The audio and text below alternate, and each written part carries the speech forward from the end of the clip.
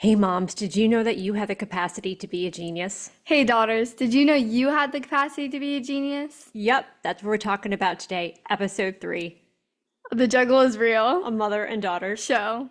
I thought it would be wise and really profound if we moved along from what we had talked about in episode 2, which was where we learned that the basis of harmony in our relationship is integration. And that is when we can learn and honor, we can learn about ourselves and we can learn to honor the difference of what makes me and what makes you. They can come together and create Harmony. harmony. And so, one of the things that I discovered about Sabrina is that she has Social anxiety. social anxiety. And I have to honor that, right? Even though, like, I don't, it doesn't, I get it, but there's all these other capacities that I see in her that I thought it would be a beautiful experience to share here of how we can learn to bring out what I meant by we have the capacity to be a genius. So I'm going to start out here before I ask Sabrina to share her stories. Yes, stories.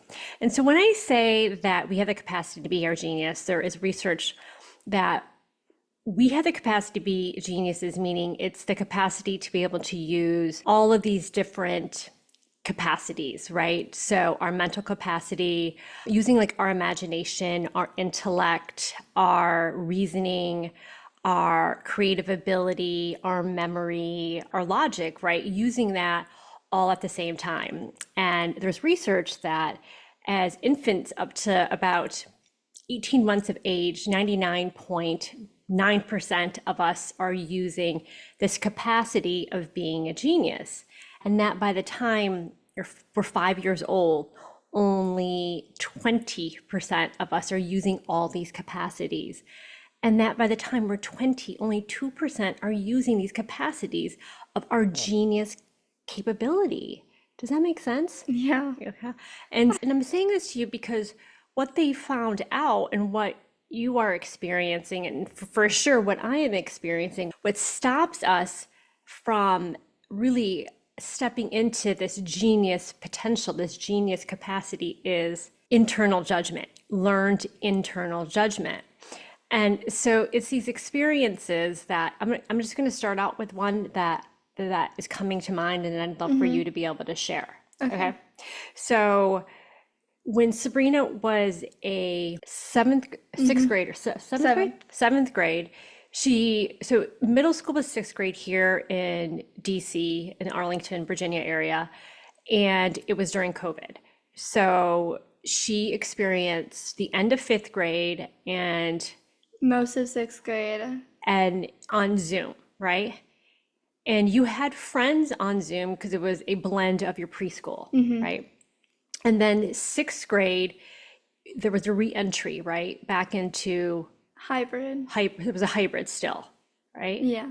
And you liked it. So she went from like a public school through elementary school. So there was a capacity of 24, 26 to now middle school, which is pretty typical of now like all these different elementary schools pulling into the middle school period. So now there was like 400 kids, right? And you liked it at first. I did. Okay, so then what I want to share is one story, and that is I was getting ready in the bathroom, and it was before Christmas break, and you came into the bathroom and you said, "Mom, were girls mean to you?" And do you remember what I said? Yes. What did I say? Yes, I was different. What? I said, okay, well, I said, and I was very passionate about it. I'll say this because I was like, F yes. And I actually was in a city, I grew up in Lansing, Michigan, where it wasn't very heterogeneous, to say the least. And so DC is much more heterogeneous. So I have a lot of sensitivities. I have my own internal judgment of that, right? And so let's share the story some more. So, I'd say the middle of seventh grade. No, you said Christmas. So it was still the beginning. And I stood up for my friend who was getting bullied. And then the bullying turned on to me. And it was just not a good feeling. And it was just like, I was like slowly like crumbling inside. And then I wouldn't talk to anyone about it. And so that was so before Christmas, you said something, and then it was still going on. And I had said, and I'll say this to you, and I'd love to know your perspective.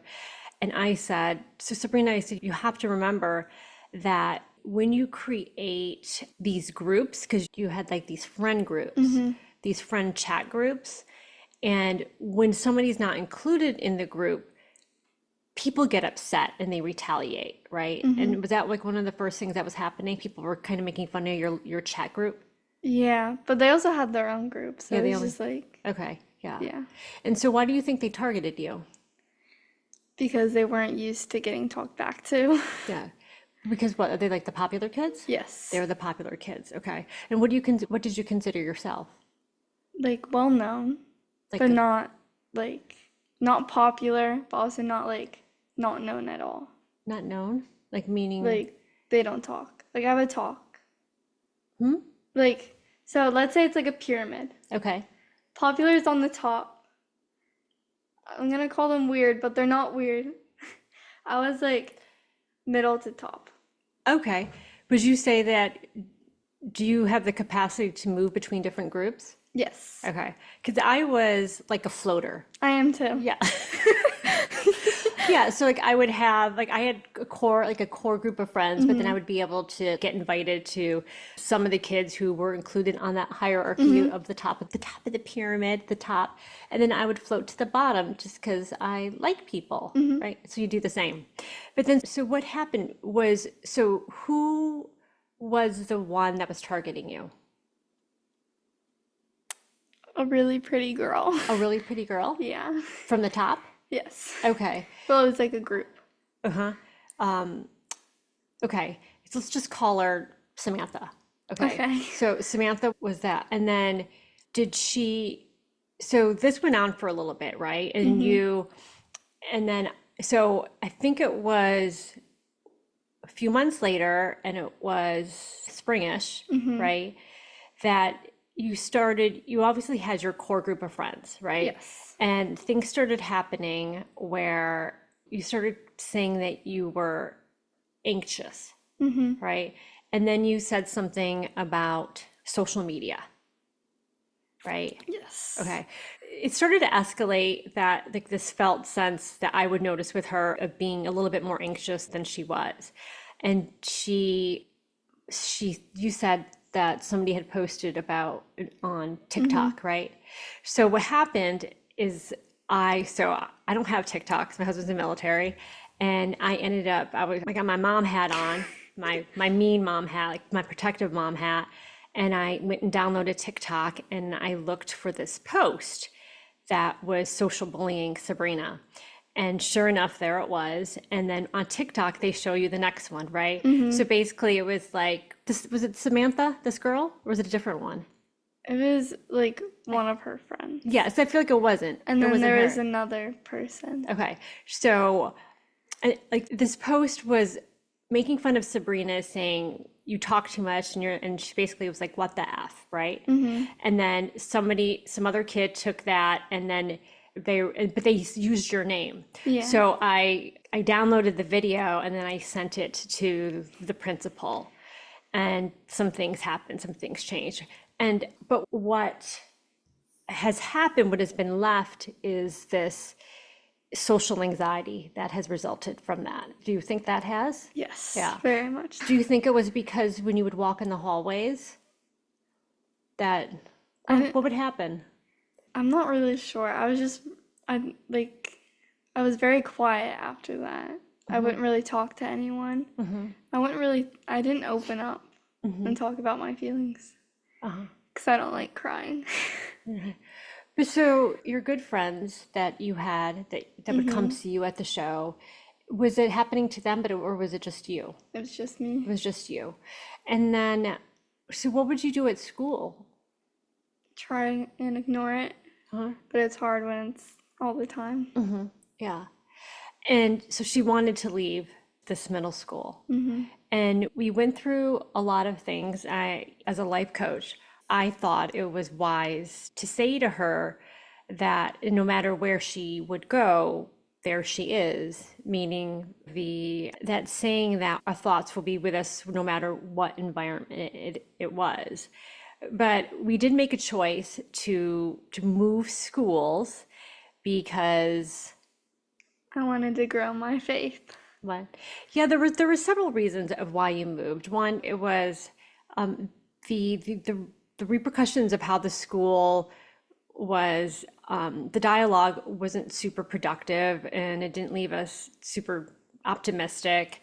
And you wanted to make a change, and it was a big school, and it was a school that she voluntarily, when it was all girls, no No phones, phone. which is a huge component of what I see as is adding to this crisis, this public health crisis of mental health disorders in our society, but in our children, and most notably in young girls.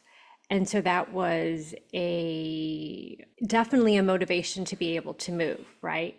So what I wanted to share with you is, and when we're always going to have internal judgment, right? We're always going to have like these voices. I have them. And I didn't really understand that. When I did my life coaching, when I did my breathwork certification and I mentored for the company for several years, and I was a mentor to hundreds of women, right? And one of the most common things that happen or that we try to talk about is what's called inner child healing. Okay.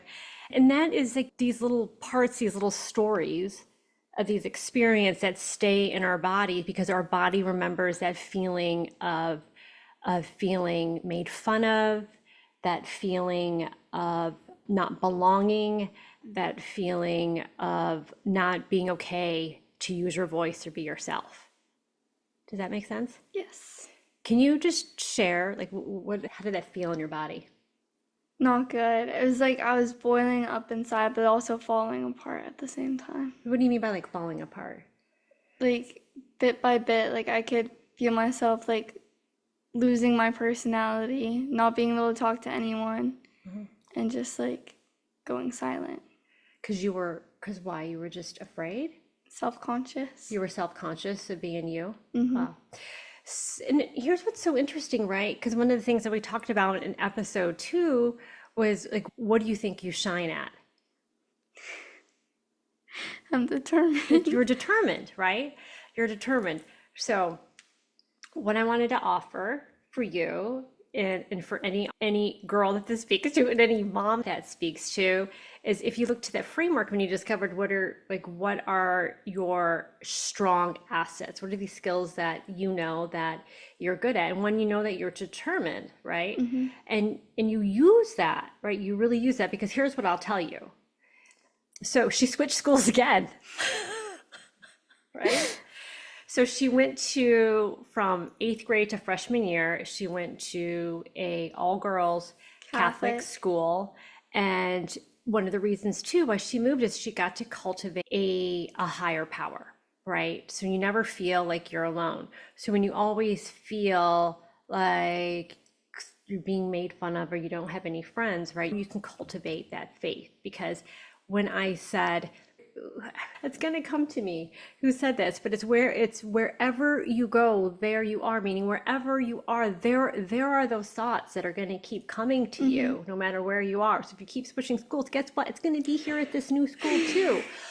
But here's what's really cool is that you have this amazing determination to be able to continue to switch schools, which is really hard. That takes a lot of guts to be able to show up as a new person and as a sophomore. So that's an amazing skill. So I think that's something to be really proud of, right?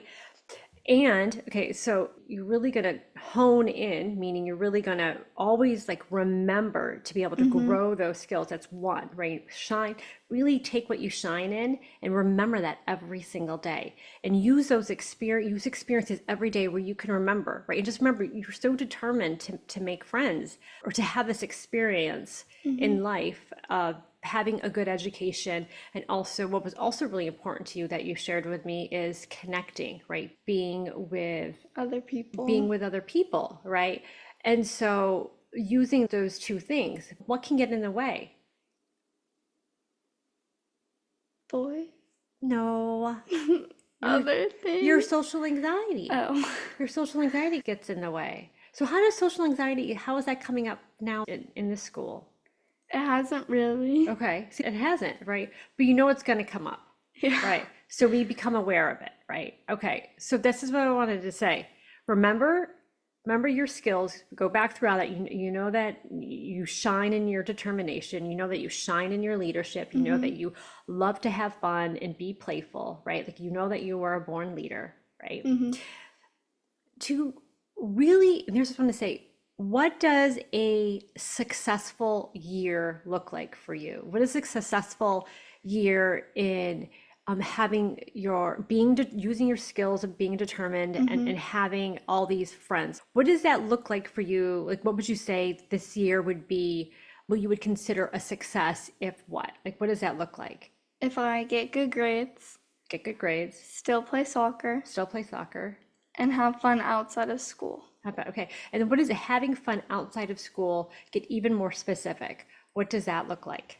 Going to football games, Uh-huh. hanging out with friends, like going shopping, Uh-huh. or just hanging out at home and having like a movie night. Uh-huh. Yeah. Okay. Yeah. And so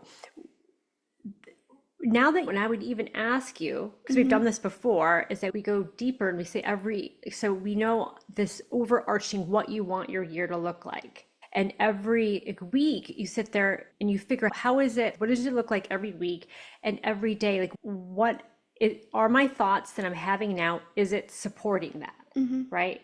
But then when you know that things come up, I'm going to give you an example. Simple example.